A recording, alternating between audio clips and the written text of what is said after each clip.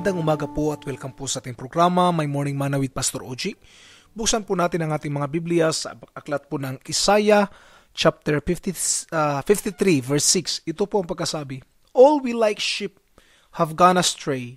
We have turned everyone to his own way. And the Lord has laid on him the iniquity of us all." My topic for this morning is make a U-turn.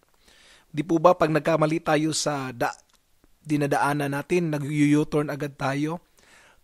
Ang maganda po ay ganito, hindi pa po huli ang lahat para mag-U-turn sa buhay natin. No matter how far you've traveled in the wrong direction, it's not too late to turn around. God is ready to forgive and restore. Kung may mga panahon man nag-iisip ka, kaya pa kaya akong tanggapin ng Diyos ang layo ng narating ko? 50 plus na ako ngayon, saka pa ako maglilingkod sa Kanya. No, hindi pa po huli ang panahon.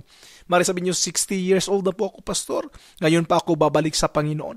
No, this is the time also to make U-turn. Kasi hindi natin alam ang buhay natin. No? Pwede pa tayong bumalik sa Panginoon because God is a God of second chances. Hindi pa po huli.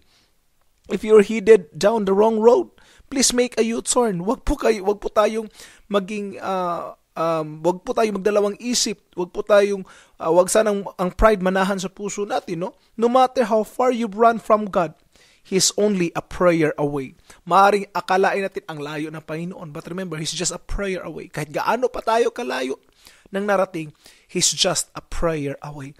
Kaya po kung halimbawa naliligaw na yung landas natin mula sa Panginoon, it's time to make a U-turn at muling magtiwala sa Diyos at ibigay ang ating buhay sa Kanya at muli natin siyang pagkatiwalaan na aayusin niya ang takbo ng buhay natin. God bless po at magandang umaga.